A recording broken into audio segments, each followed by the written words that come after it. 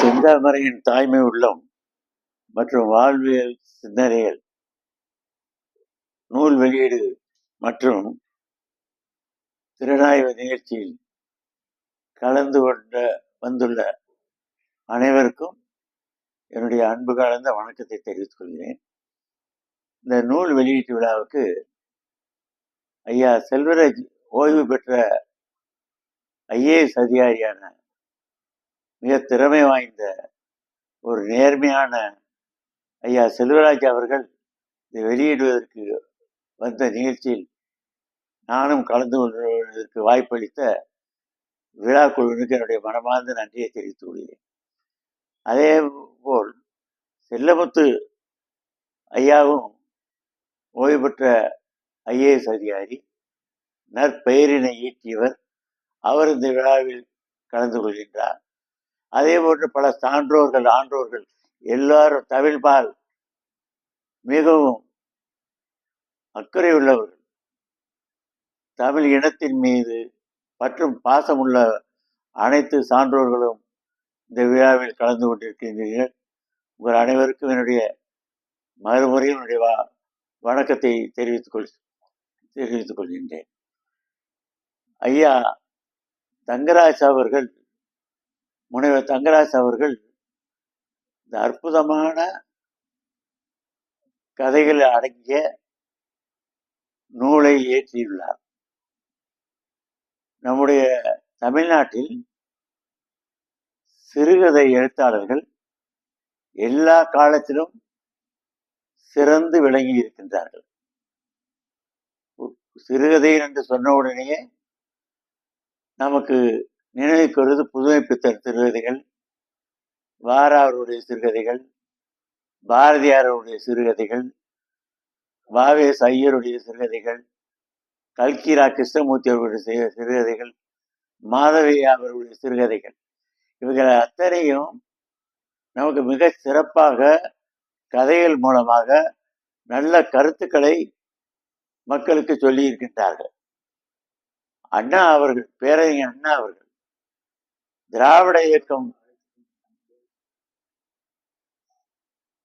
திராவிட இயக்கத்தை சார்ந்த அறிஞர்கள், புலவர்கள், குறிப்பாக பேரறிஞர் அண்ணா அவர்கள், அதே போன்று பொது உடைமை இயக்கத்தை சார்ந்தவர்கள், இந்திய தேசிய இயக்கத்தை சார்ந்தவர்கள் கூட இப்படிப்பட்ட சிறு கதைகளை அவ்வப்போது வெளியிட்டு மக்களுக்கு அரிய பெரிய கருத்துக்களை சொல்லி வந்திருக்கின்றார்கள். பேரறிஞர் அண்ணா அவர்கள் திராவிட இயக்கத்தின் முன்னோடியாக இருந்து அவர் எழுதிய கதைகள் எல்லாம் இந்த சமூக மாற்றத்திற்கு எந்த அளவிற்கு வித்திட்டுள்ளது என்பதை நாம் நன்றாக அறிவோம். அவருடைய கதைகளிலே நான் மிகவும் ஆர்வமாக படித்திருக்கின்றேன்.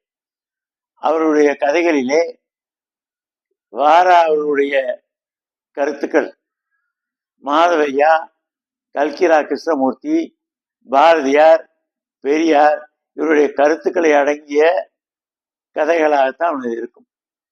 எவ்வளவு பெரிய சமூக மாற்றத்தை அண்ணா அவருடைய எடுத்து இந்த நாட்டிற்கு, தமிழ் மக்களுக்கு கொண்டு சேர்த்துக்கிறது என்பதை அதை படிப்பவர் நன்றாக அறிவார்கள். பாரதியாருடைய கதைகளை அவர் எடுத்து காட்டும் பொழுது, கல்கிரா கிருஷ்ணமூர்த்தியுடைய கிண்டல், ராஜாஜி அவருடைய இலக்கியத்தை அது போர்க்களமாக மாற்றிய விந்தை, இவரெல்லாம் அண்ணாவுடைய எழுத்துக்களிலே இங்கு மிளரும். வாரா அவர்களை அக்ராகரத்து அதிசய மனிதர் என்று வர்ணித்தவர் பேரறிஞர் அண்ணா அவர்கள். அண்ணா அவர்களுடைய படிக்காத புத்தகங்களே இல்லை. அதனால் அவர் தெரிந்த கருத்துக்களை எல்லாம் தன்னுடைய கதைகளிலே கொண்டு வந்து இந்த நாட்டிற்கு அரிய பொக்கிஷமாக அந்த கதைகள் திகழ்ந்தன. அதே போன்று வாவேசு ஐயரும் சரி, வாவு சிதம்பரம் பிள்ளை அவர்களும் சரி, இவர்கள் எல்லாருமே மக்களுக்காக கதைகள் எழுதினார்கள். இன்று இருக்க அதே வழியில் பெரியார்களுடைய வழியில், அம்பேத்கர் அவர்களுடைய வழியில் பேரறிஞர் அண்ணா அவருடைய வழியில், காமராஜர் அவருடைய வழியில் இன்றைக்கு நம்முடைய முனைவர் தங்கராஜ் அவர்கள் தொடர்ந்து இப்படிப்பட்ட கதைகளை எழுதி மக்களுக்கு உண்மையிலே இந்த நாட்டினுடைய மொழி இனம் செம்மாந்து இருக்க வேண்டும் என்ற நல்ல நோக்கத்திலே தான் இந்த கதைகளை எல்லாம் எழுதி வருகிறார்கள். கார்ல் மார்க்ஸ் அவர்கள் ஒரு முறை சொல்லி இருக்கின்றார், ஒரு எழுத்தாளன் பணம் சம்பாதிக்க மட்டுமே எழுதக்கூடாது, எழுதுவதற்காக வேண்டுமானால் அவன் பணம் சம்பாதிக்கலாமே தவிர பணம் சம்பாதிக்காக எழுதக்கூடாது என்று கார்ல் மார்க்ஸ் அவர்கள் சொன்னார். நம்முடைய முனைவர் தங்கராஜ் அவர்கள் எழுதுவதற்காகவும் சம்பாதிப்பதில்லை, சம்பாதிப்பதற்காகவும் எழுதுவதில்லை. இதுதான் இங்கே முக்கியமான கருத்தாக நான் சொல்ல விரும்புகின்றேன். இன்றைக்கும் அவர் எழுதிய சிறுகதைகள் மக்களுக்கு தேவை. இந்த காலத்தில் இந்த கதைகளை எல்லாம் யார் தெரிந்து கொள்வார்கள், யார் படிப்பார்கள் என்று எல்லாரும் நினைக்கக்கூடும். இன்றைக்கு இருக்கிற சூழ்நிலையில் இப்படிப்பட்ட கதைகள் இன்னும் தேவைப்படுகின்றது. இன்றைக்கு நம்முடைய திரைப்படங்களிலே பெண்ணை எப்படி சித்தரிக்கின்றார்கள்? ஒரு போக பொருளாக, ஒரு பண்டமாக, ஒரு இழிந்த நிலைமைக்கு, ஒரு கேவலமாக சித்தரிக்கின்ற ஒரு நிகழ்ச்சியெல்லாம் பார்க்கிறோமா இல்லையா? பெண்களை வர்ணிக்கும் போது கட்டை, நாட்டுக்கட்டை, திம்சு கட்டை, இப்படித்தான் வர்ணிக்கிறார்கள். அவர்களை ஒரு போக பொருளாகத்தான் காட்சிகளிலே காட்டுகிறார்கள் தவிர பெண் என்பவர் ஒரு உயிர் என்று யாரும் மதிப்பதே இல்லை. ஆக இப்படிப்பட்ட சீரழிவு கலாச்சாரம் நம்மை நோக்கி வந்து கொண்டிருக்கின்ற பொழுது, இளைஞர்களை பாதிக்கின்ற பொழுது, இப்படிப்பட்ட அதுக்கு கவுண்டர் வெயிட்டாக இப்படிப்பட்ட கதைகள் மூலம் தான் நாம் அதை மக்களுடைய சிந்தனைகளை, இளைஞர்களுடைய சிந்தனைகளை மாற்றிக்கொண்டு வர முடியும் என்று நான் மனதார நம்புகின்றேன். இன்றைக்கு அவர் எழுதிய கதைகள் எல்லாம் பார்க்கும் பொழுது ஒவ்வொரு கதை 9 கதைகள் எழுதியிருக்கின்றார். ஒவ்வொன்றும் முத்து முத்தான கதை. நீங்கள் படித்து ரசித்து சுவைத்தால் தான் அதனுடைய அருமை நமக்கு தெரிய வரும். அதை மேல் நோக்காக அப்படி பார்த்து விட்டு ஏதோ இதை படிப்பது போல் படித்து கொண்டு இருக்கக்கூடாது. அதை படிக்கும் பொழுது நீங்கள் உண்மையிலேயே ரசித்து படிக்க வேண்டும். அந்த ரசனை நிச்சயமாக நல்ல பலன்களை மக்களுக்கு கொண்டு சேர்க்கும் என்பது என்னுடைய மனமார்ந்த நம்பிக்கை. அவர்கள் ஒவ்வொருவரும் படித்த டாக்டராக இருந்த பெண் படுகின்ற துன்பத்தை எல்லாம் சொல்லி இருக்கின்றார். ஒரு ஏழை பெண் படித்து விட்டு வேலை தேடி அலைவதற்காக ஆயாவாக சேர்ந்த செந்தாமரை என்னென்ன இல்லனுக்குள்ளாகிறார், எப்படிப்பட்ட துன்பங்களை அனுபவிக்கிறார் என்பதையெல்லாம் நான் எடுத்து சொல்லி நம்மை எல்லாம் கண்கலங்க வைக்கின்றார் முனைவர் தங்கராஜ் அவர்கள். அதே போன்று குடிப்பழக்கத்தினாலே அந்த சீரழிந்த குடும்பத்தை பற்றி எழுதியிருக்கின்றார். டாக்டராக படித்த பெண் பட்ட துன்பங்களை எல்லாம் அவர் எழுதியிருக்கின்றார். ஆக பெண்கள் எல்லா வகையிலும் பாதிக்கப்படுகிறார்கள், எல்லா வகையிலும் துன்புறுத்தப்படுகிறார்கள். கணவனால், உறவினர்களால், சுற்றத்தார்களால், மற்ற உள்ளவர்களால் துன்புறுத்தப்படுகிறார்கள் என்கிற எல்லா கதைகளிலும் வெவ்வேறு கோணங்களில் நின்று அவர் ஆய்வு செய்து நமக்கு தந்திருக்கின்றார். ஆக கரடுமுரடான கருத்துக்களை சொல்கின்ற காலத்திலே கூட அதை தேன் கலந்து நமக்கு தருவது போல் தருகின்றார், அண்ணாவை போல். அண்ணா அவர்கள் பெரியாருடைய கருத்துக்கள் கரடுமுரடாக இருந்தாலும் கூட அவருடைய பேச்சால், எழுத்தால் அதை தேன் தடவி எல்லோரும் ரசிக்கின்ற அளவுக்கு அதை நமக்கு கொடுப்பார். அதே போன்று இன்றைக்கு இருக்க சூழ்நிலைகள்லாம் அவர் வர்ணனை செய்து நல்ல அந்த கதைகளிலே அவர் அங்கே குறிப்பிட்டு இந்த நாட்டிற்கு நல்வழியை காட்டுகின்ற ஒரு கதைகளாக அவர் ஏற்றியிருக்கின்றார்.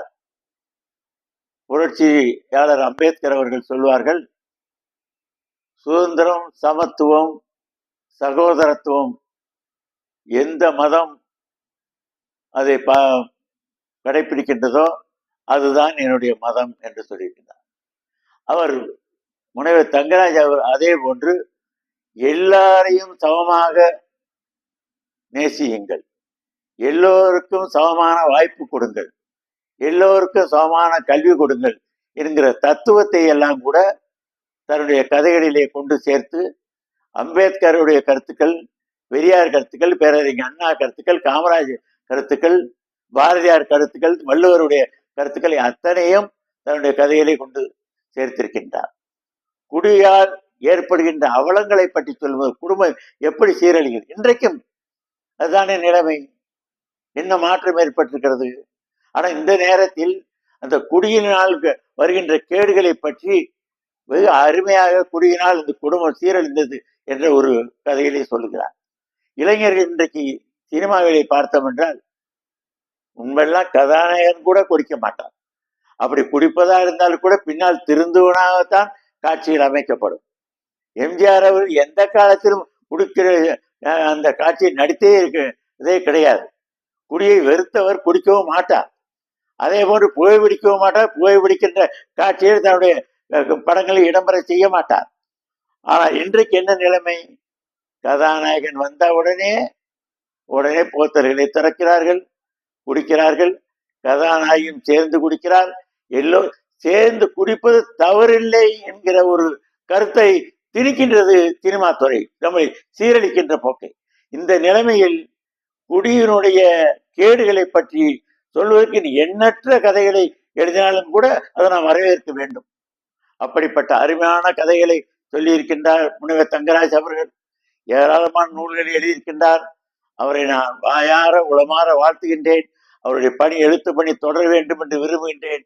இந்த நாட்டு மக்களுக்கு நல்ல கருத்துக்களை மேலும் மேலும் கொண்டு சேர்த்து இந்த நாடு நம்முடைய தமிழ்நாடு தலை நிமிர்ந்து இருக்கக்கூடிய ஒரு இன மக்களை கொண்ட நாடு என்பதை அவர் நிரூபித்து காட்ட வேண்டும் என்று அவரை மனமாற வாயார நெஞ்சார வாழ்த்துகின்றேன்.